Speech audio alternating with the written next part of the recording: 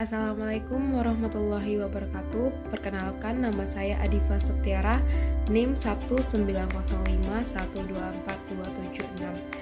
Di sini saya akan menjelaskan peradaban Islam kota Baghdad dan kota Kairo. Berikut penjelasannya.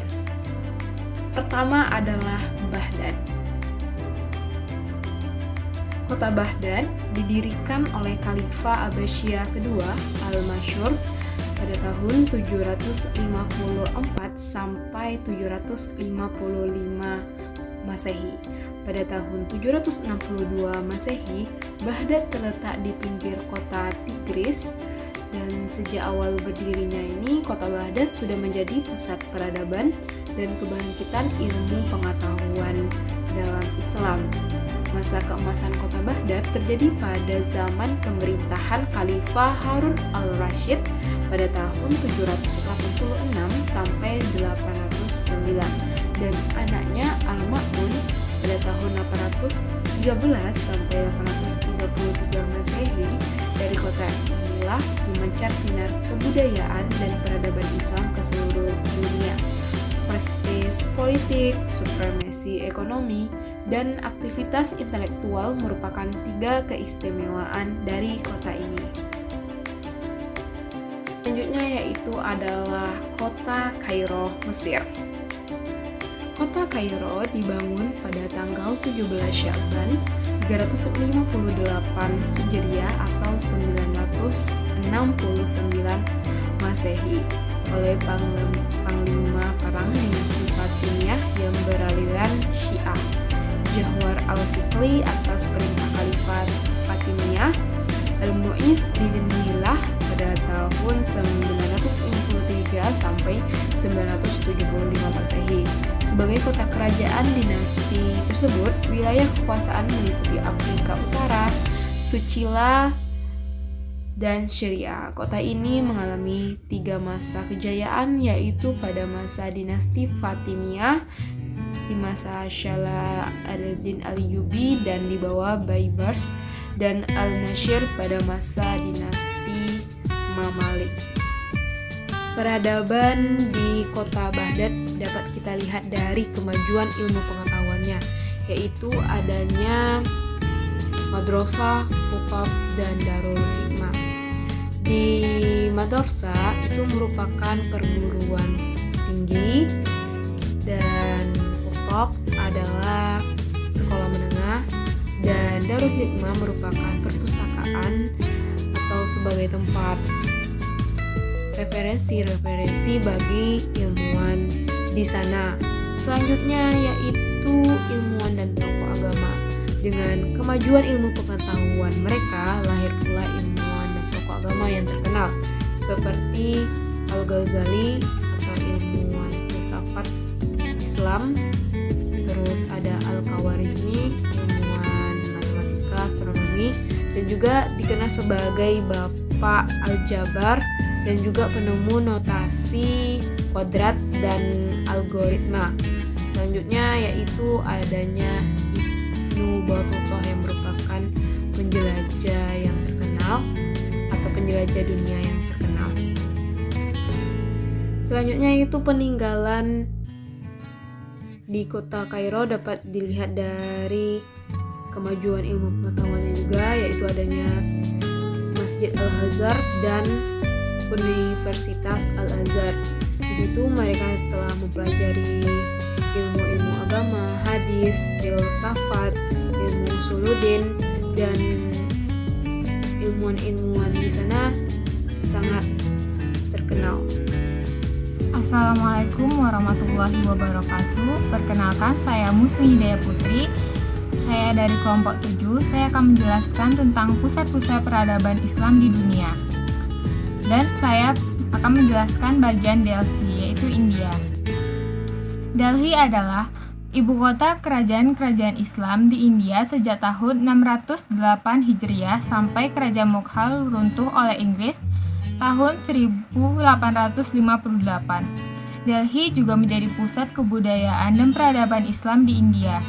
Sebelum Islam masuk, Delhi berada di bawah kekuasaan keturunan Johar Rajput. Tahun 589 Hijriah, kota ini ditaklukkan oleh Qutb al-Din Ayyubah. Dan tahun 602 Hijriah ini dijadikan ibu kota kerajaan tersendiri olehnya. Dinasti Mamluk ini berkuasa sampai tahun 689 Hijriah.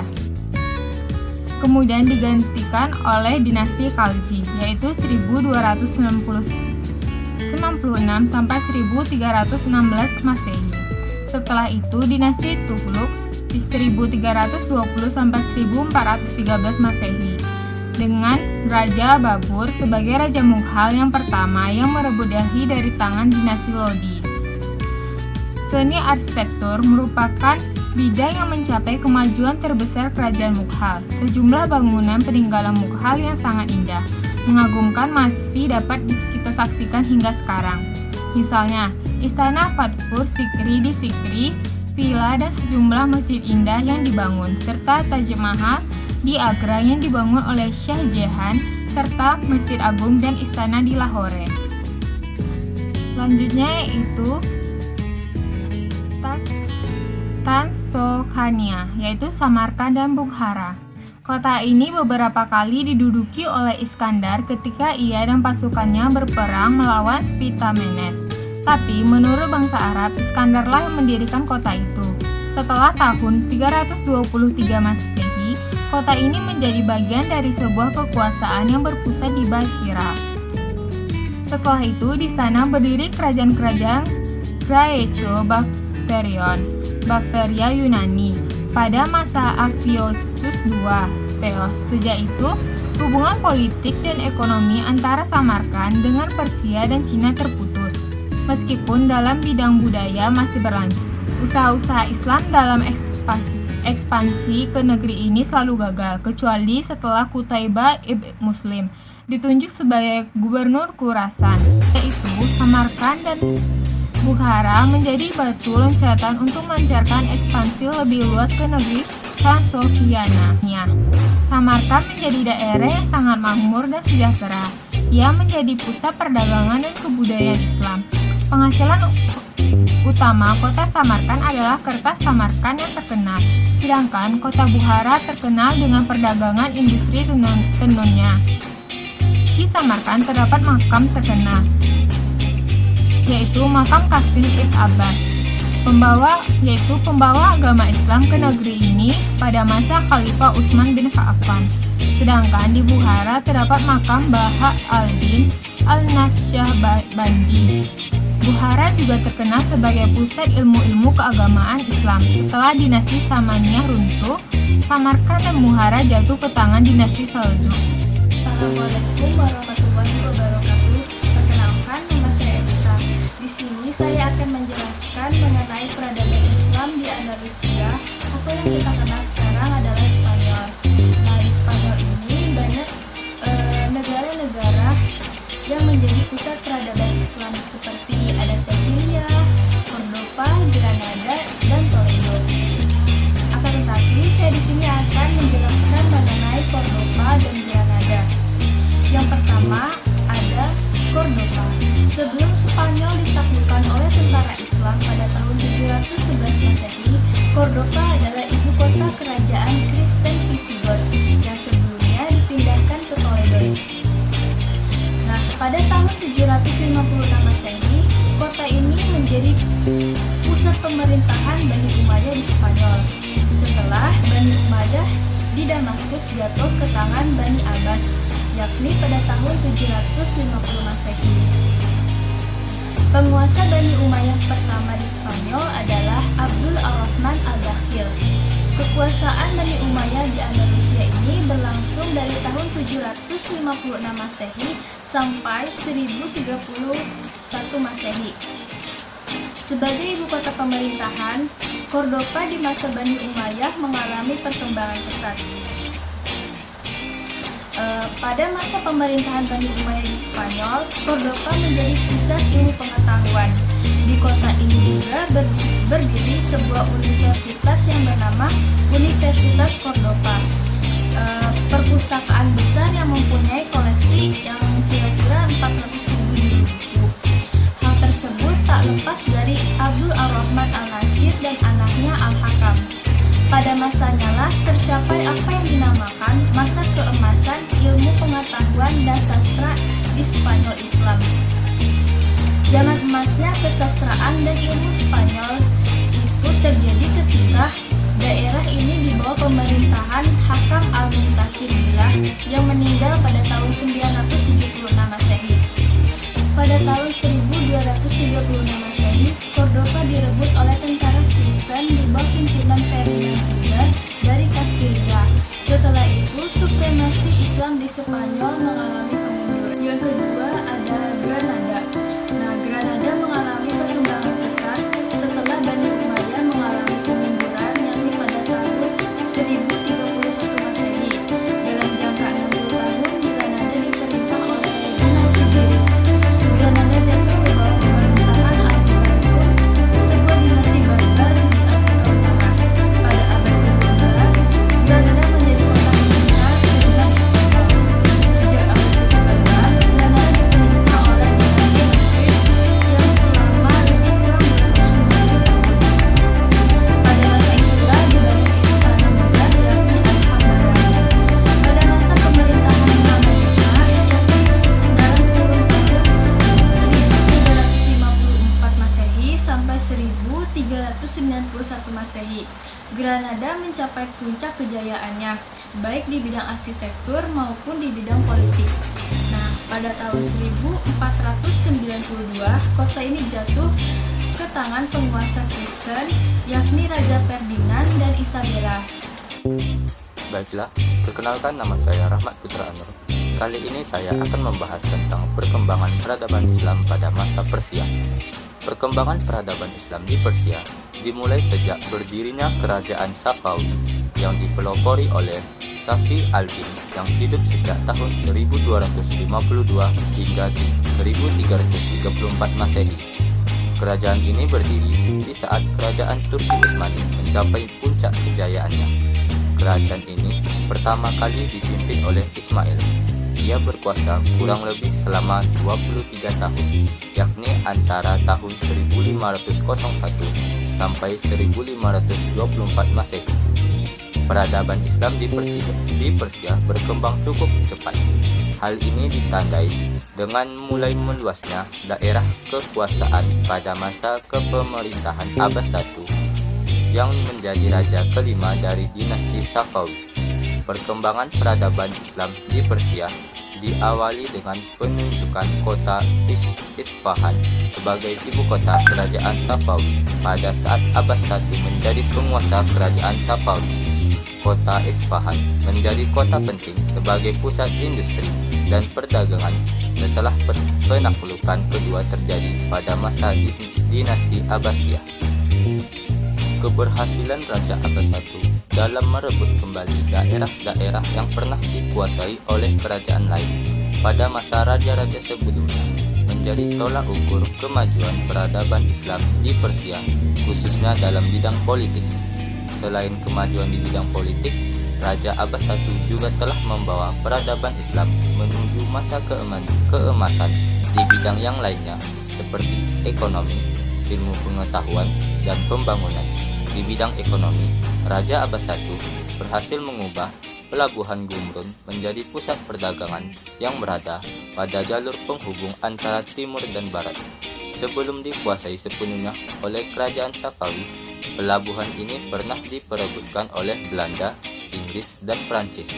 Sedangkan di dunia iptek, Persia masa itu berhasil melahirkan ilmuwan-ilmuwan handal seperti Baha al-Din, Al-Shirazi, Sadar al-Din, Al-Shirazi, filosof, dan Muhammad Bakir Ibnu Muhammad Gamat yang pernah mengadakan observasi mengenai kehidupan lebah-lebah.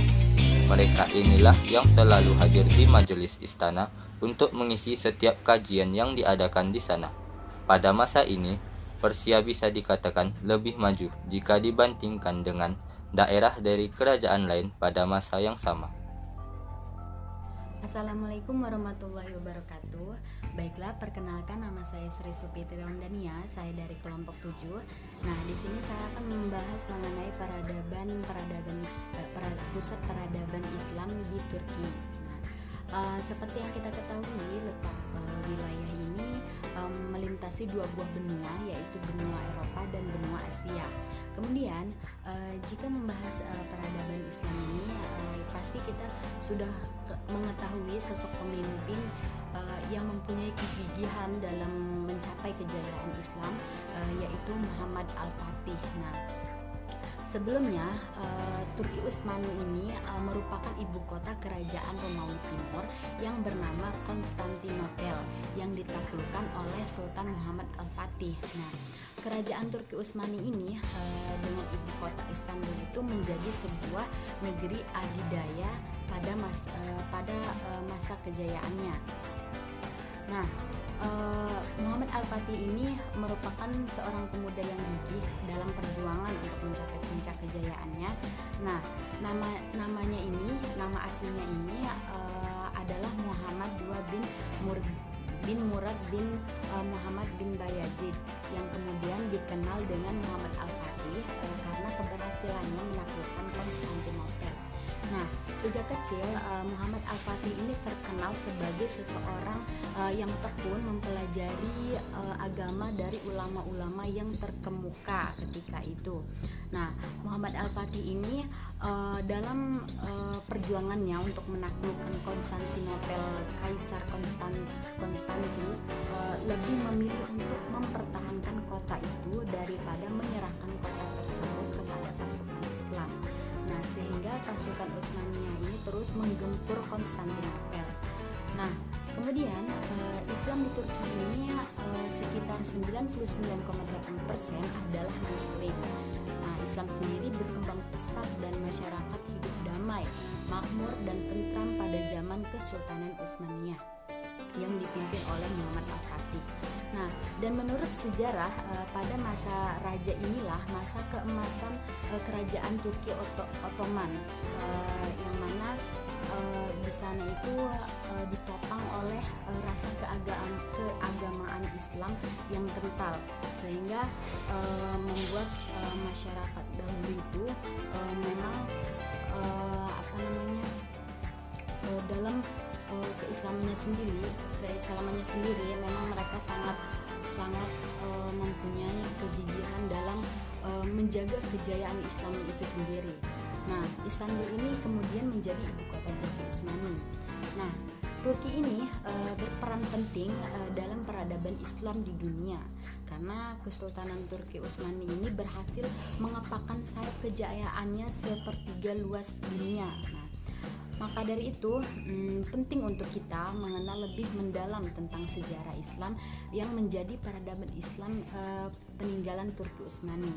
Nah, dan juga menjadi pengingat bagi kita semua umat Islam bahwa kita itu umat Muslim itu pernah menembus kejayaannya. Nah, waktu itu Islam ini telah berkembang pesat di Turki dengan masa kepemimpinan yang sangat lama, yaitu dari tahun 1299 Masehi sampai 1924 Masehi, dan telah banyak mencapai kemajuan seperti di bidang politik, pemerintah, militer, ilmu pengetahuan, budaya, ekonomi, dan agama. Dan kejayaan-kejayaan yang telah ditinggalkan oleh peradaban umat Muslim di dunia ini, salah satu hal yang patut dicontoh, yang mana mereka memang kekal dalam mempertahankan kejayaan Islam tersebut.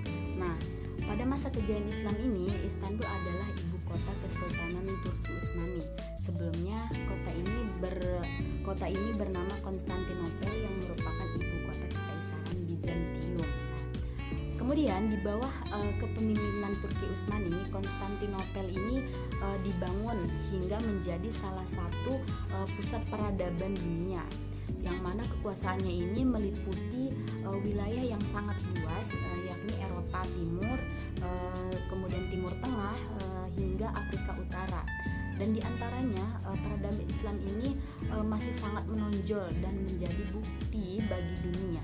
Nah, yang mana salah satunya itu ada bangunan masjid-masjid megah yang dibangun di Turki Utsmani, seperti Masjid Sultan Muhammad Al-Fatih, Masjid Biru atau Masjid Sultan Ahmad, dan Masjid Raya Sulaiman. Dan istana Topkapi Plage merupakan kediaman resmi Sultan Ottoman Turki selama lebih 600 tahun. Dan tidak dapat dipungkiri ya, peradaban Islam itu begitu membekas hingga saat ini. Nah, baiklah, mungkin sekian penjelasan dari saya, kurang lebihnya mohon maaf. Wassalamualaikum warahmatullahi wabarakatuh.